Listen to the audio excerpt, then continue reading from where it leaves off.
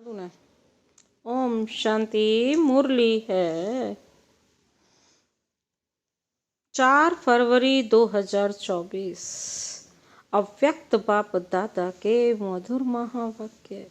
Revise course है 31 जनवरी 1998 मधुबन। आज का सार है पास विद ऑनर बनने के लिए हर खजाने का अकाउंट चेक करके जमा करो। पास विद ऑनर बनने के लिए हर खजाने का अकाउंट चेक करके जमा करो। आज बाप दादा हर एक छोटे बड़े चारों ओर के देश विदेश के बच्चों का भाग्य देख हर्षित हो रहे हैं। ऐसा भाग्य सारे कल्प में सिवाय ब्राह्मण आत्माओं के किसी का भी नहीं हो सकता। देवताएं भी ब्राह्मण जीवन को श्रेष्ठ मानते हैं। हर एक अपने जीवन के आदि से देखो कि हमारा भाग्य जन्मते ही कितना श्रेष्ठ है। जीवन में जन्मते ही माँ बाप की पालना का भाग्य मिलता है। उसके बाद पढ़ाई का भाग्य मिलता है। उसके आगे गुरु द्वारा मत व वरदान मिलता है। आप बच्चों को पालना, पढ़ाई और श्रीमत वरदान देने वाला कौन? सिवाय शिव बाबा के और कोई है? परमात्मा द्वारा यह तीनों ही प्राप्त हो। पालना देखो, परमात्मा पालना कितने थोड़े कोटों में से कोई को मिलती है। परमात्मा शिक्षक की पढ़ाई आपके सिवाय किसी को भी नहीं मिलती है। सतगुरु द्वारा श्रीमत वरदान आपको ही प्राप्त होते हैं। बाप, टीचर और सतगुरु तीनों का बता रहे ना कि शिक्षक ही पढ़ाई के सिवाय किसको भी नहीं मिलती। शिक्षक जो आते हैं, पढ़ाई आपके सिवाय और किसी को नहीं मिलती। और सतगुरु द्वारा बाबा कहते श्रीमत भी वरदान आपको ही प्राप्त है। तो अपने भाग्य को अच्छी तरह से जानते हो। भाग्य को स्मृति में रखते हुए झूलते रहते हो, गीत गाते रहते हो, वाह मेरा भाग्य। अमृत वेले से लेकर जब उठते हो तो परमात्म प्यार में लवलीन होके उठते हो। परमात्म प्यार उठाता है। दिनचर्या की आदि परमात्म प्यार होता है। शुरुआत ही दिन की परमात्म प्यार से होती है। प्यार नहीं होता तो बाबा कहते उठ ही नहीं सकते। प्यार ही आपके समय की घंटी है। प्यार की घंटी आपको उठाती है। सारे दिन में परमात्म साथ हर कार्य कराता है। कितना बड़ा भाग्य है जो स्वयं बाप अपना परम धाम छोड़कर आपको शिक्षा देने के लिए आते हैं। ऐसे कभी सुना कि भगवान रोज अपने धाम को छोड़ पढ़ाने के लिए आते हैं? आत्माएं चाहे कितना भी दूर दूर से आए, परम धाम से दूर और कोई देश नहीं है। सबसे दूर कौन आते हैं? परमात्मा आते हैं। है कोई देश? पूछ रहे हैं बाबा। अमेरिका, अफ्रीका दूर है, लेकिन परम धाम ऊंचे ते ऊंचा धाम है। बाबा कहते ऊंचे ते ऊंचे धाम से ऊंचे ते ऊंचे भगवान ऊंचे ते ऊंचे बच्चों को पढ़ाने आते हैं। कितनी अथॉरिटी दिलाते हैं। ऐसा भाग्य अपना अनुभव करते हो। सतगुरु के रूप में हर कार्य के लिए श्रीमत भी देते और साथ भी देते हैं।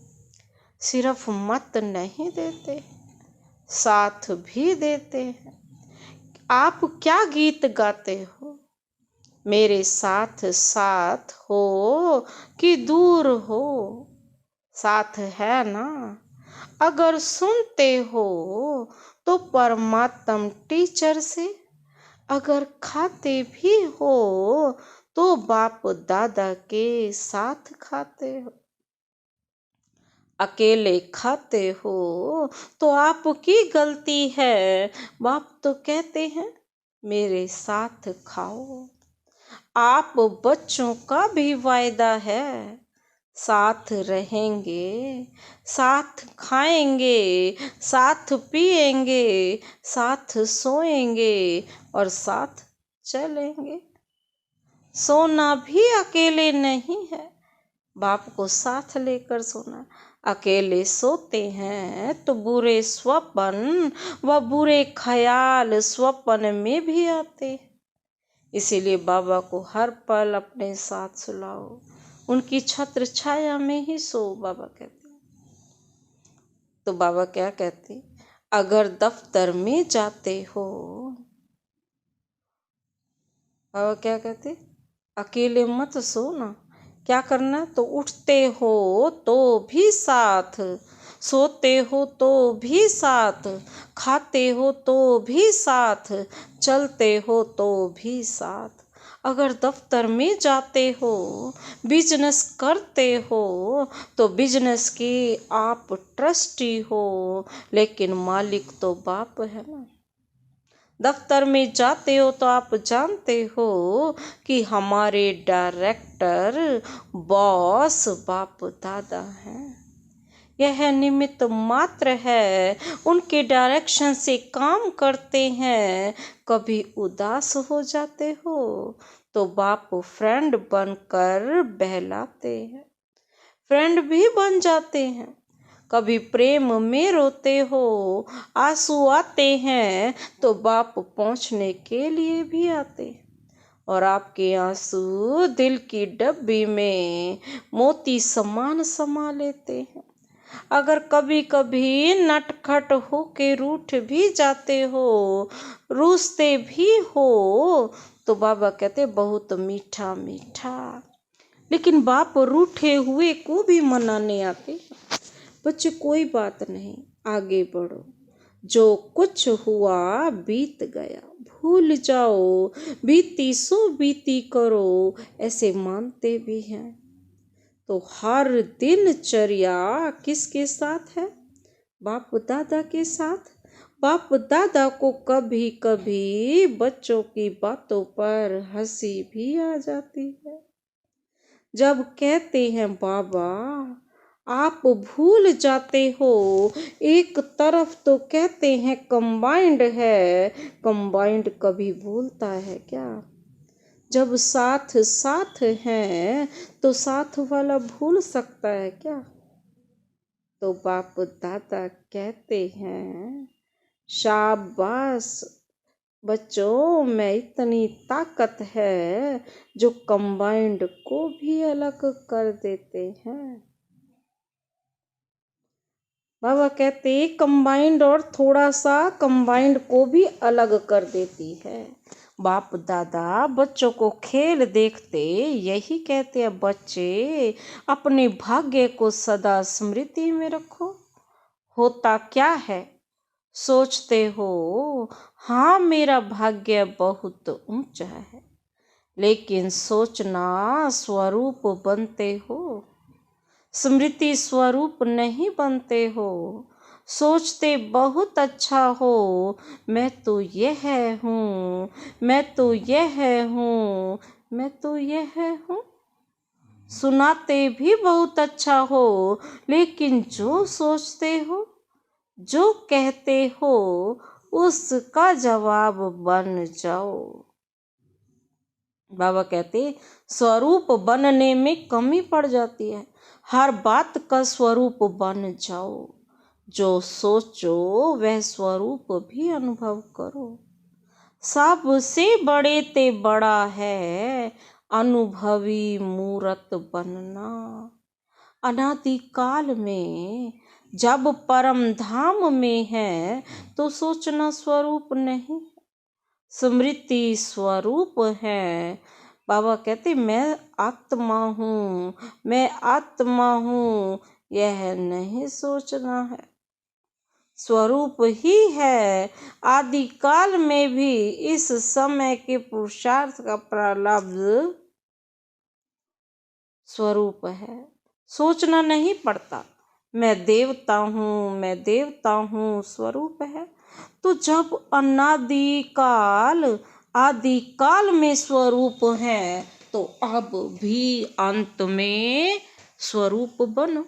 स्वरूप बनने से अपने गुण शक्तियाँ स्वतः ही इमर्ज होते हैं। जैसे कोई भी ऑक्यूपेशन वाले जब अपनी सीट पर सेट होते हैं तो वह ऑक्यूपेशन के गुण कर्तव्य ऑटोमेटिक इमर्ज होते हैं। ऐसे आप सदा स्वरूप के सीट पर सेट रहो तो हर गुण, हर शक्ति, हर प्रकार का नशा स्वतः ही इमर्ज होगा। मेहनत नहीं करनी पड़ेगी। जब आप सदा स्वरूप की सीट पर सेट रहोगे कि आपका स्वरूप कैसा है तो हर शक्ति, हर गुण, हर प्रकार का नशा बाबा कहते हैं अपने आप ही आ जाएगा। मेहनत नहीं करनी पड़ेगी। इसको कहा जाता है ब्राह्मणपन की नेचुरल नेचर, जिसमें और सब धर्म अर्थात और सब धर्म क्या हो जाएंगे तुम्हारे, सारे के सारे जन्मों, अनेक जन्मों की नेचर्स समाप्त हो जाती है। ब्राह्मण जीवन ही नेचुरल नेचर है ही गुण स्वरूप, सर्वशक्ति स्वरूप। और जो भी पुरानी नेचर्स है ना वह ब्राह्मण जीवन की नेचर्स नहीं। कहते ऐसे हो कि मेरी नेचर ऐसी है, लेकिन कौन बोलता है मेरी नेचर? ब्राह्मण व क्षत्रिय बाबा पूछ रहे हैं, वह पास्ट जन्म की स्मृति स्वरूप आत्मा बोलती है। ब्राह्मणों की नेचर बाबा कहते जो ब्रह्मा बाप की नेचर वही ब्राह्मणों की नेचर।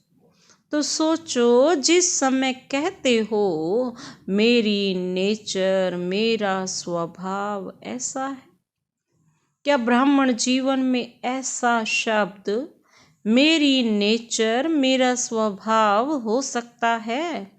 अगर अब तक मिटा रहे हो और पास्ट की नेचर इमर्ज हो जाती है तो समझना चाहिए इस समय मैं ब्राह्मण नहीं हूँ, क्षत्रिय हूँ। जब आपकी नेचर, आपका स्वभाव एक हो तभी तुम ब्राह्मण हो। अगर पास्ट की नेचर इमर्ज हो जाती है तो बाबा कहते तुम ब्राह्मण नहीं हो। क्या हो? क्षत्रिय हो। युद्ध कर रहे हो तो बाबा कहता हूँ कर रहा हूँ मिटाने की, तो क्या कभी ब्राह्मण, कभी क्षत्रिय बन जाते हो? कहलाते क्या हो? क्षत्रिय कुमार या ब्रह्मा कुमार? कौन हो? क्षत्रिय कुमार हो क्या? ब्रह्मा कुमार, ब्रह्मा कुमारियाँ, दूसरा नाम तो है ही नहीं। कोई को ऐसे बुलाते हो क्या? क्या बुलाते हो क्या कि हे क्षत्रिय कुमार आओ, ऐसा बोलते हो? या अपने को कहते हो कि मैं तो ब्रह्मा कुमार नहीं हूँ, मैं क्षत्रिय कुमार हूँ? तो ब्राह्मण अर्थात जो ब्रह्मा बाप की नेचर वह है ब्राह्मणों की नेचर। यह शब्द अभी कभी नहीं बोलना, गलती से भी नहीं बोलना, न सोचना क्या करूं मेरी नेचर है। यह बहानेबाजी है, यह कहना भी अपने को छुड़ाने का बहाना है। नया जन्म हुआ, नए जन्म में पुरानी नेचर, पुराना स्वभाव कहाँ से इमर्ज होता है। तो पूरे मरे नहीं हैं, थोड़ा जिंदा है, थोड़ा मरे हैं क्या। ब्राह्मण जीवन अर्थात जो ब्रह्मा बाप का हर कदम है वह ब्राह्मणों का कदम है, वह ब्राह्मणों का कदम हो। तो बाप दादा भाग्य को भी देख रहे हैं और इतना श्रेष्ठ भाग्य, इतना श्रेष्ठ भाग्य, बाबा कहते उस भाग्य के आगे यह बोल अच्छा नहीं होता। इस बारी मुक्ति वर्ष मना रहे हो, इस बारी मुक्ति वर्ष मना रहे हो, क्या क्लास कराते हो। बाबा कहते क्या क्लास कराते हो। इस मुक्ति वर्ष है तो मुक्ति वर्ष है या 99 में आना है, 98 का वर्ष मुक्ति वर्ष है। जो समझते हैं यही वर्ष मुक्ति वर्ष है वह हाथ हिलाओ। देखो हाथ हिलाना बहुत सहज है। होता क्या है, वायुमंडल में बैठे हो ना, खुशी में झूम रहे हो तो हाथ हिला देते हो, लेकिन दिल से हाथ हिलाओ। प्रतिज्ञा करो कुछ भी चला जाए, लेकिन प्रतिज्ञा मुक्ति वर्ष की ना जाए। ऐसी पक्की प्रतिज्ञा है। देखो संभाल के हाथ उठाओ। इस टीवी में आवे या ना आवे, बाप दादा के पास तो आपका चित्र निकल रहा है। तो ऐसे ऐसे कमजोर बोल से भी मुक्ति, बोल ऐसे मधुर हो बाप समान हो। सदा हर आत्मा के प्रति शुभ भावना के बोल हो। इसको कहा जाता है युक्ति युक्त बोल। साधारण बोल भी चलते फिरते होना नहीं चाहिए। कोई भी अचानक आ जाए तो ऐसा ही अनुभव करें कि यह बोल है या मोती है। शुभ भावना के बोल हीरे मोती समान है, क्योंकि बाप दादा ने कई बार यह इशारा दे दिया है कि समय प्रमाण अभी थोड़ा सा, समय प्रमाण अभी थोड़ा सा समय है सर्व खजाने जमा करने का। बाबा कहते हैं सर्व खजाने जमा करने का। अगर इस समय में समय का खजाना, संकल्प का खजाना, बोल का खजाना, ज्ञान धन का खजाना, योग की शक्ति का खजाना, दिव्य जीवन के सर्वगुणों का खजाना जमा नहीं किया तो फिर ऐसा जमा करने का समय मिलना सहज नहीं होगा। सारे दिन में अपने एक एक खजाने का अकाउंट चेक करो। जैसे स्थूल धन का अकाउंट चेक करते हो ना, इतना जमा है, ऐसे हर खजाने का अकाउंट जमा करो। चेक करो सर्व खजाने चाहिए। अगर पास विद ऑनर बनने चाहते हो तो हर खजाने का जमा खाता इतना ही भरपूर चाहिए जो 21 जन्म जमा हुए खाते से प्रारब्ध भोग सको। अभी समय की टू लेट की घंटी नहीं बजी, लेकिन बजने वाली है। दिन और डेट नहीं बताएंगे। बाबा कहते हैं अचानक ही आउट होगा। टू लेट फिर क्या करेंगे? उस समय जमा करेंगे, कितना भी चाहो समय नहीं मिलेगा। इसलिए बाप दादा कई बार इशारा दे रहा है, जमा करो, जमा करो, जमा करो। क्योंकि आपका अभी भी टाइटल है सर्वशक्तिमान, शक्तिवान नहीं है। सर्वशक्तिमान भविष्य में भी है सर्वगुण संपन्न, सिर्फ गुण संपन्न नहीं है। यह सब खजाने जमा करना अर्थात गुण और शक्तियां जमा हो रही हैं। एक एक खजाने का गुण और शक्ति से संबंध है।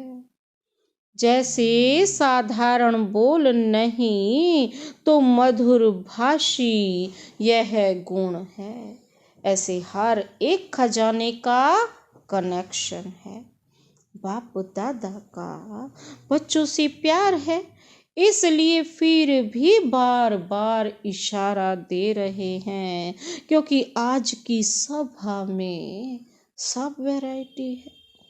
छोटे बच्चे भी हैं, टीचर्स भी हैं, क्योंकि टीचर्स ही तो समर्पण हुई हैं।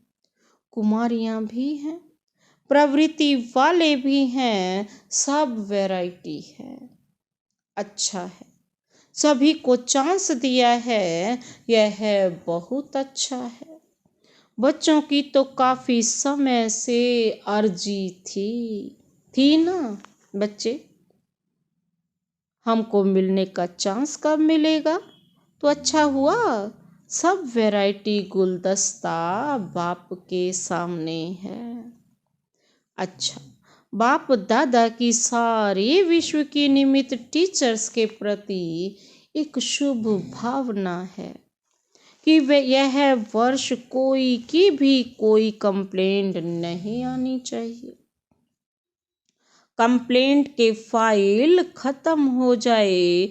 बाप दादा के पास अभी तक बहुत फाइल है, तो इस वर्ष कंप्लेंट के फाइल खत्म, सब फाइन बन जाएं। फाइन से भी रिफाइन पसंद है ना? कोई कैसा भी हो, उनके साथ चलने की विधि सीखो। कोई क्या भी करता हो, बार बार विघ्न रूप बन सामने आता हो, लेकिन यह विघ्न में समय लगाना, आखिर यह भी कब तक? इसका भी समाप्ति समारोह होना है ना।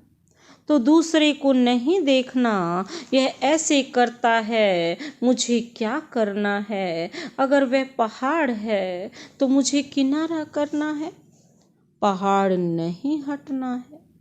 यह बदले तो हम बदले, यह है पहाड़ हटे तो मैं आगे बढ़ूं, ना पहाड़ हटेगा ना आप मंजिल पर पहुंच सकेंगे। इसलिए अगर उस आत्मा के प्रति शुभ भावना है तो इशारा दिया और मन बुद्धि से खाली, खुद अपने को उस विघ्न स्वरूप बनने वाले के सोच विचार में नहीं डालो। जब नंबर वार है तो नंबर वार में स्टेज भी नंबर वार होनी चाहिए, होनी ही है, लेकिन हमको नंबर 1 बनना है। ऐसे विघ्न व व्यर्थ संकल्प चलाने वाली आत्माओं के प्रति स्वयं परिवर्तन होकर उनके प्रति शुभ भावना रखते चलो। टाइम थोड़ा लगता है, मेहनत थोड़ी लगती है, लेकिन आखिर जो स्व परिवर्तन करता है, विजय की माला उसी के गले में पड़ती है। जो स्वयं को परिवर्तन करेगा उसी के गले में ही विजय की माला पड़ेगी। शुभ भावना से अगर उसको परिवर्तन कर सकते हो तो करो, नहीं तो इशारा दो, अपनी रिस्पॉन्सिबिलिटी खत्म कर दो और स्व परिवर्तन कर आगे उड़ते चलो। यह विघन रूप भी सोने का लगाव का धागा है, यह भी उड़ने नहीं देगा। बाबा कहते यह बहुत महीन और बहुत सत्यता के पर्दे का धागा है।